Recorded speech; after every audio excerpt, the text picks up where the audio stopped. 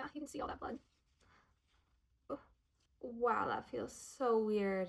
Oh, I almost don't like it. Welcome to my Otoplasty vlog. Now, I'm gonna be so honest and real with you. I went into the surgery and I was a bit naive, and I had done all my research. I watched every video literally possible on TikTok, YouTube, everything, and there's just not many videos. So I am super glad I filmed this for you, because this was my experience. Once again, it might not be yours, but I'm gonna give you the lowdown of kind of my whole procedure. I have filmed everything. I filmed my consultation with my surgeon. I filmed my pre-op and then all my post-op as well. Let's kind of jump in to some of the questions I had from my surgeon prior to getting the surgery that you also might be wondering before we even get into the whole ordeal of surgery. So let's take a look at my consultation. I understand I'm seeing today about your ears. Yes. Is that correct? When did you first notice that you felt that they were a little more prominent than you liked? Elementary school, so probably like 10. Okay, so it's actually quite common. You know, you'd think doing something cosmetic would be a little bit inappropriate for someone who's really young, but with this particular surgery, we actually think it's acceptable to do it at the age of 6 or 7. Exactly. So the ears are reasonably well grown at that time, and that's maybe a time of life where not getting teased about it or not feeling self-conscious about it may actually be helpful for kids. So this is one of the cosmetic surgeries that I perform, even on someone who's fair. So an otoplasty really refers predominantly to procedure where we bring the ears in closer. We're not really making them smaller, but we're changing the position so they sit closer to the head. My grandma, even the other day, because I was like, oh, I'm like thinking of getting this surgery, and then she was like, oh, that's one thing I always wish I did. And I was like, really? if you're 83 and you're still sitting there like, I wish I did that, then I'm like... So it kind of runs in your family? Yes. A bunch of people have it, You know, everyone in the royal family has that too, right? Really? Yeah, so maybe you're... Oh, maybe I am, you know? Let me just see the other one. Yeah, I think this one's worse. Yeah, it does stick up more, and it's pretty stiff. Yes. Interestingly, your ears are different shapes too. Yeah, well, this one I like hit when I was a kid, so I have like some cartilage there. I see that. Yeah. Okay. Okay. So surgery's done, as I was mentioning, under local, so we actually want you to be awake. Yes. So we put local anesthetic behind on the back surface of the ear. Also, this is one of my questions. Yeah, so all the surgery is done from the back. Yeah. That cartilage that we remove, you know, theoretically it'll change the inside shape and feel because we'll have taken some of that. It forms a bowl, we call it the conchal bowl. You'll have a little bit of a different shape and feel to that part of the ear. To be honest, I've not had anyone really be bothered by that. On the top of the ear, I think the main risk is that because this cartilage is so stiff, it is. there's a tendency for it to want to spring back again. Is the surgery technically permanent, or like what? Well, it's hard to say. I mean, cartilage has memory. It's got a certain tensile strength. It's got an amount of flexibility that is inherent in you, different than somebody else's ears. And it's going to want to go back to its original shape. Now, theoretically, if you hold it in place with stitches for long enough, that's going to be its new shape. Okay. And it's not going to want to go back to where it used to be. Yeah. But I think there's always that risk. And I think it happens most commonly in the first 6 months that it sort of springs back. And I definitely have patients where we've done the surgery and one of the ear pops back out, and we have to have them back and resuture it. Okay. Or one ear seems to hold a bit better than the other, and there's a little bit of asymmetry afterwards. Yeah. You know, so sometimes you do have to come back and get those out. The stitches that we use, because they're permanent, and because behind your ear, there's almost no fat underneath the skin. Yeah. So between the skin and cartilage of the ear, there's really nothing to pad things. So that stitch has a tendency to want to kind of poke out through your skin, kind of like the sliver wanting to come out.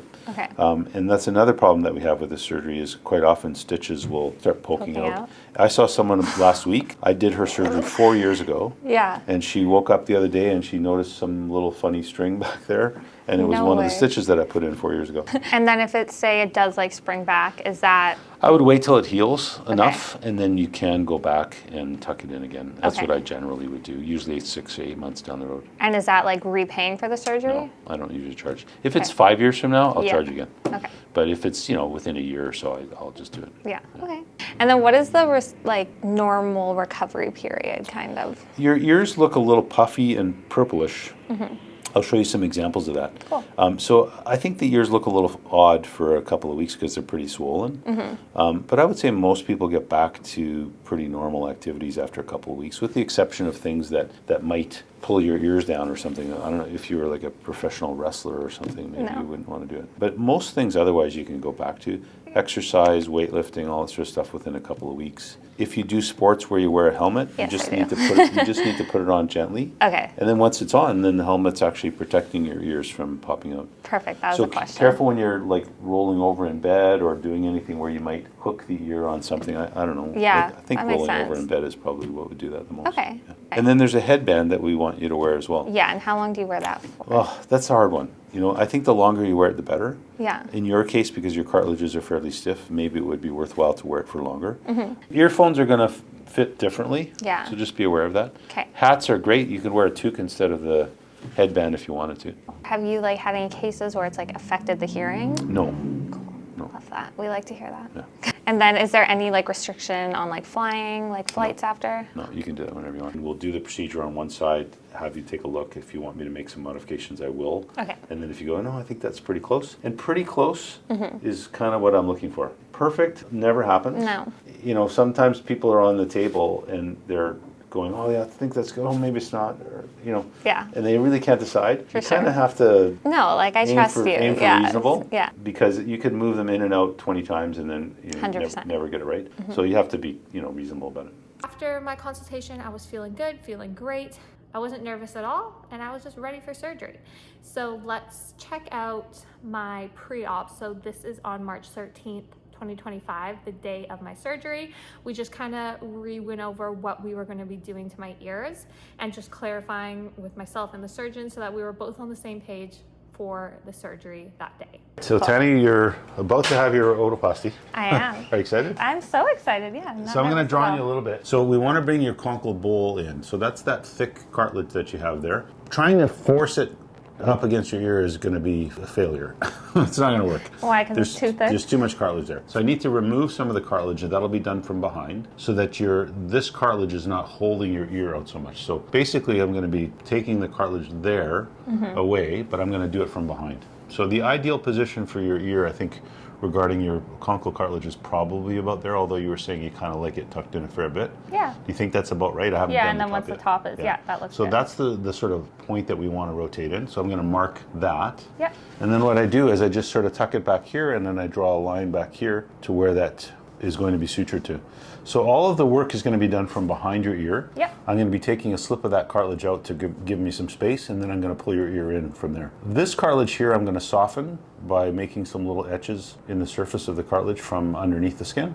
I use a little tiny subcision needle for that. And then I'm going to bring that in slightly, but that's going to be bent inwards. I'm not going to remove cartilage. The reason is with techniques where you remove cartilage from here, you often can see irregularities there and it looks kind of bumpy and lumpy. Yeah. And I think many surgeons do it that way and it's probably okay. But in my experience, people seem to prefer that to be a bit more smooth. Cool. So I bend that in by using stitches that are buried underneath. Awesome. Okay.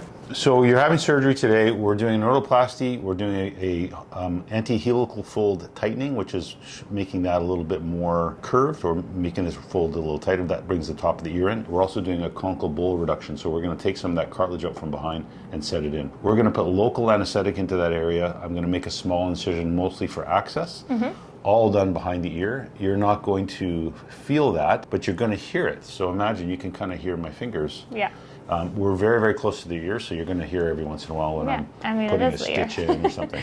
But otherwise, you won't feel any pain from that. Awesome. During the surgery, you've got a mirror. We're going to get you to pop it up and take a look and make sure that you're happy with the position. Beautiful. If you want me to make it tighter, I'll make it tighter. If it's closer to your head than you like, then we'll make that a little bit looser. So it's nice to get the feedback custom, now. Yeah. Rather than you telling me 2 months from now that it's too tight or it's not tight enough. No, that's amazing. Basically, the biggest concern is just my ear wanting to pop back out. Yes, and that's more of an issue at the top than it is here. Really? Because I'm going to be taking this cartilage out so that there isn't recoil. True. Yeah.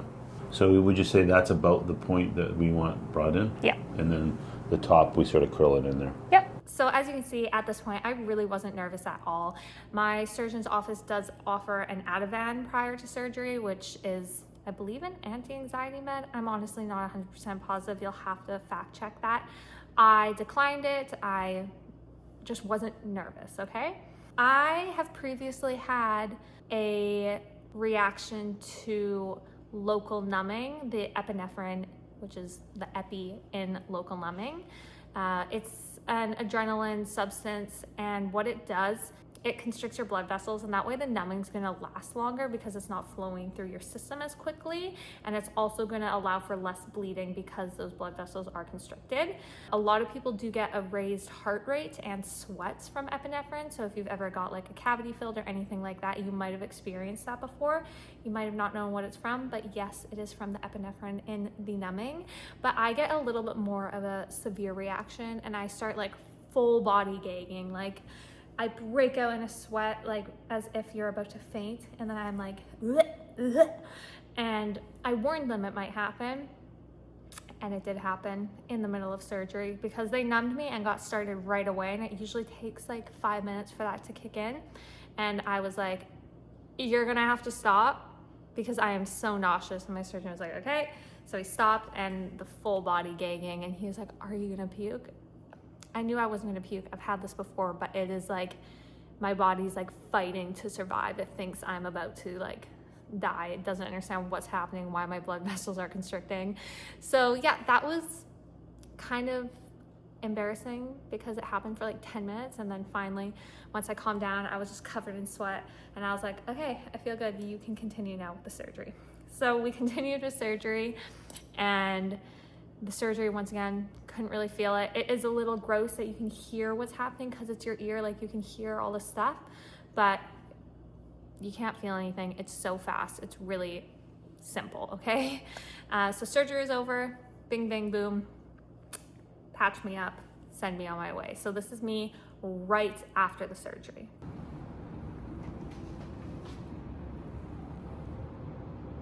Just finished the surgery, looking like a mummy, and I will update you on how it went after. But this is the chair in the room I just got it in. It's just in clinic, so we're all done.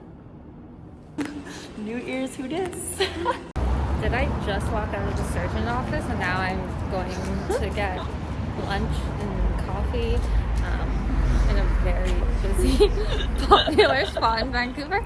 Yes, I did. Okay, because you're not allowed coffee 3 hours before surgery, so I haven't had any, and I need some. And this one convinced me to get out of the car. $3 for 30 minutes of parking is a criminal offense, just an FYI. $7,000 for your ears is also easy. Got my coffee, went home. All was well. Had a little bit of pain that night, nothing unbearable. It literally just felt like that type of pain when you have a ponytail in and it's been like up all day and you have that like tension headache. So that's kind of how it felt, just up here. Nothing bad. Sleeping's the hardest part because you have to sleep upright. It is night 1 and it is 3 a.m. right now. I just took some more pain meds and a gravel.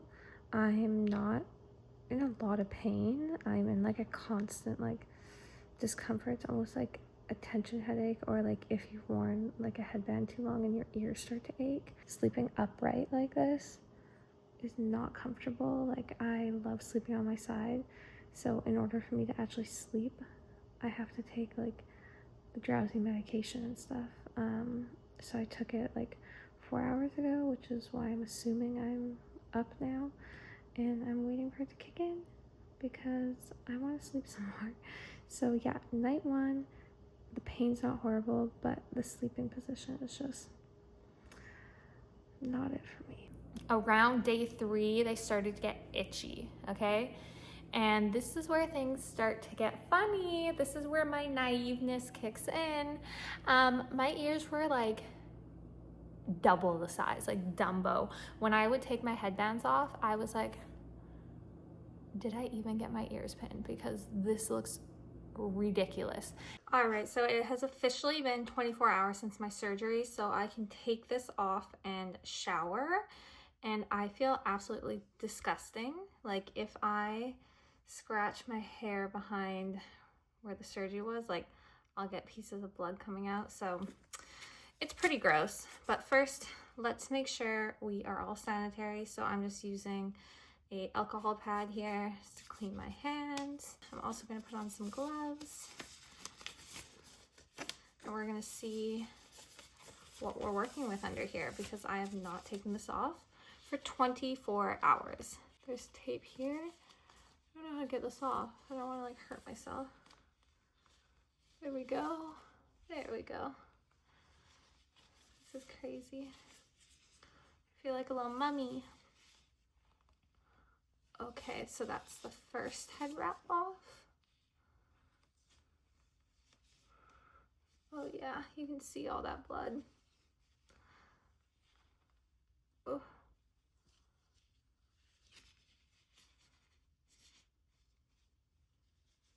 Yum. Wow, that feels so weird. Oh my God, my hair is crazy. Oh, I almost don't like it. I like having it on. These are so swollen. Holy crap. Oh my gosh, it doesn't even look like I got them pinned because they're so swollen.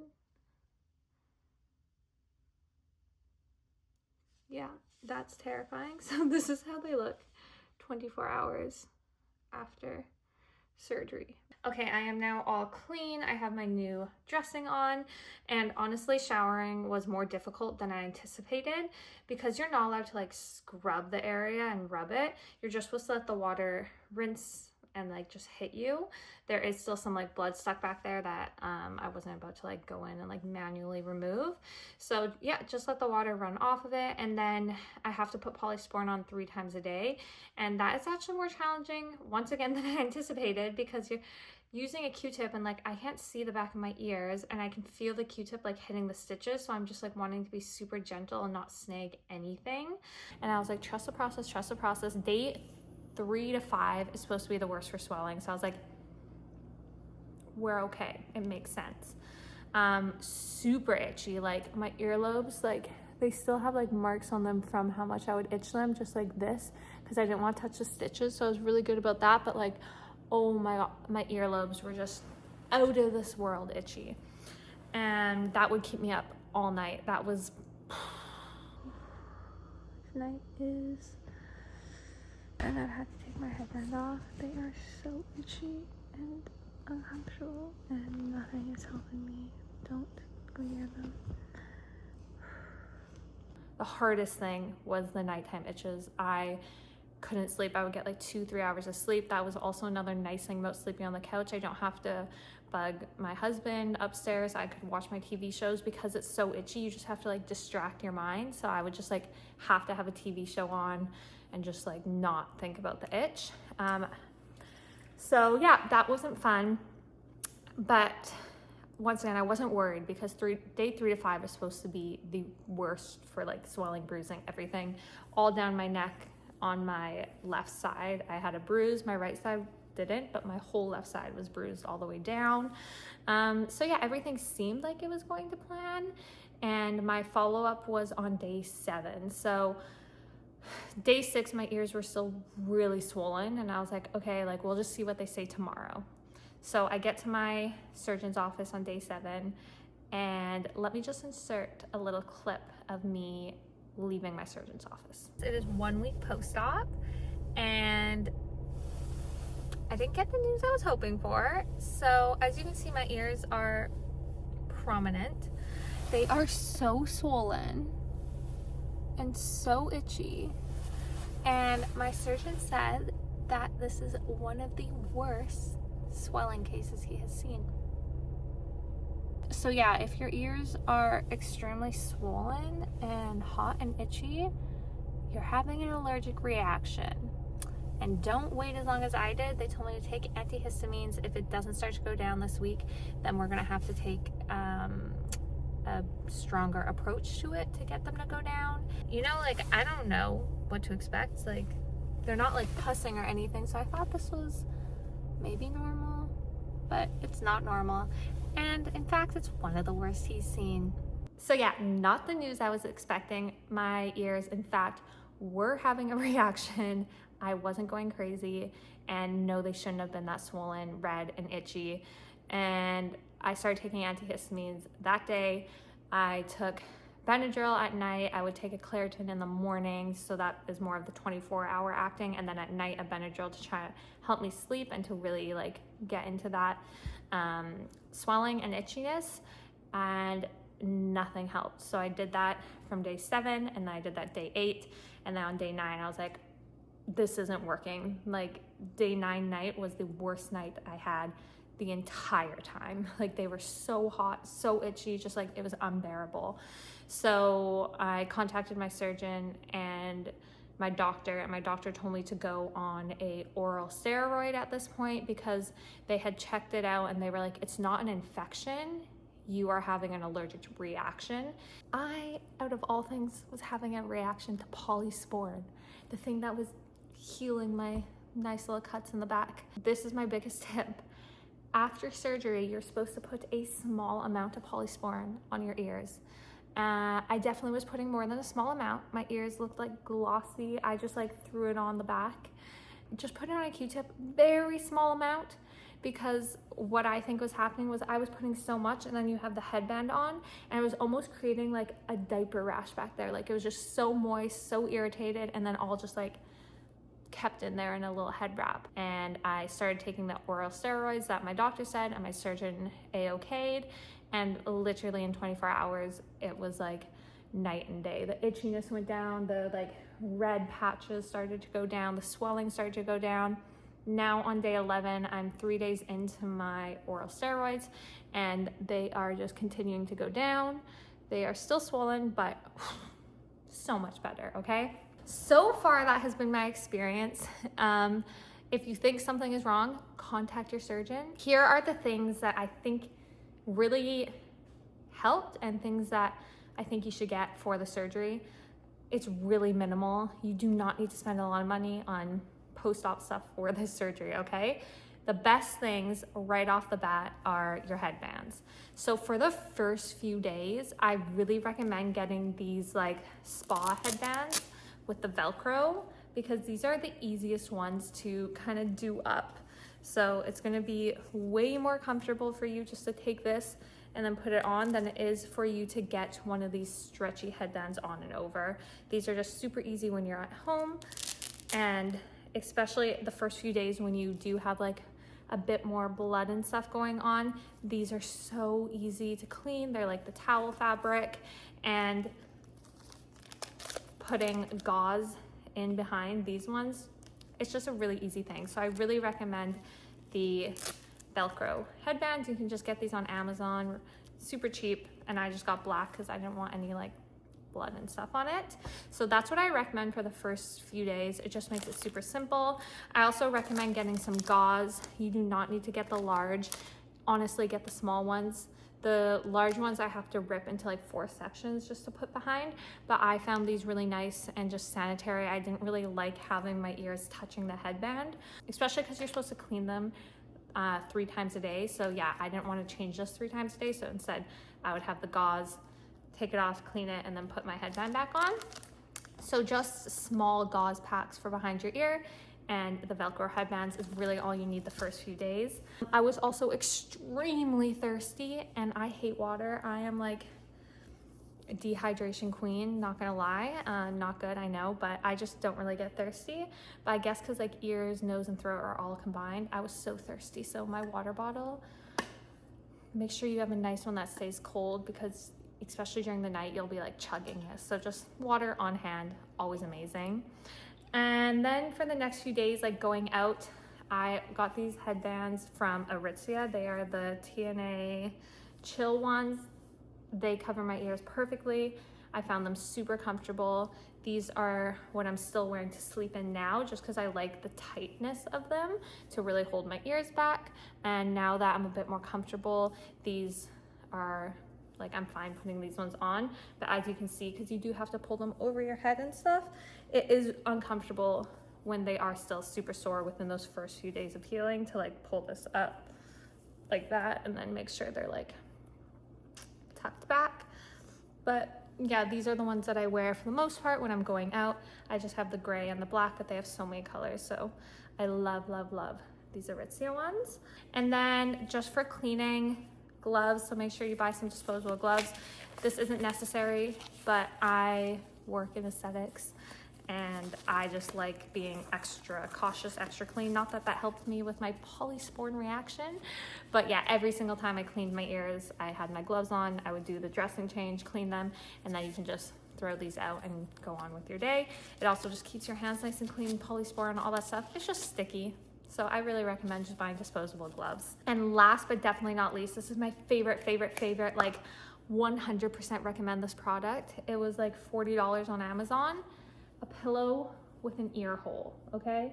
This, oh my gosh, look at this, heavenly, absolutely heavenly. So this pillow is actually for like ear piercings. After you get an ear piercing, it allows you to sleep on your side. And even though you're not allowed to be like laying down flat and like fully sleeping on your side, you don't want the blood to build up in there. This saves me. Like if I'm upright, I'll show you my setup, but if I'm upright, I can like position this on the couch. I'm still upright and then my ear's not touching everything. This is my favorite purchase and I highly, highly, highly recommend it, especially once you are allowed to start sleeping on your side again. Your ears don't feel the best, like they're uncomfortable. So this just top tier. This is my sleep setup. So I have many pillows here. Make sure they're all clean and sanitary for those ears. And I sleep literally upright. If I'm sitting here, I'll have my ear pillow behind my head because that just feels comfier and that way my ears don't touch anything. So this is how I sleep every night. And it's been working for me. I'm on day 11. And the reason I prefer the couch is for this reason. So if I need to go on my side, because let's be real, sleeping on your back can get like annoying and when you're uncomfortable. So I take my ear pillow like this and I'll turn my body like this and I'll still be upright and then I sleep like this. And oh my gosh, this is just chef's kiss. And you can't get this in your bed because your headboard's behind you, so there's nothing to like lay on the side on. So that is why I prefer the couch. That is my sleeping setup. This is where I've been for the past 11 days and I'm so used to it now. My dog sleeps at my feet, so we just have a comfy, cozy sleepover every night, and it's been great now that my ears are on the up and up the past 3 days. So yeah, that is where we're at. This is what my ears look like right now, and I will make sure to film what they look like when they're actually healed, and that's when you'll see me next. So let's go see when they're healed.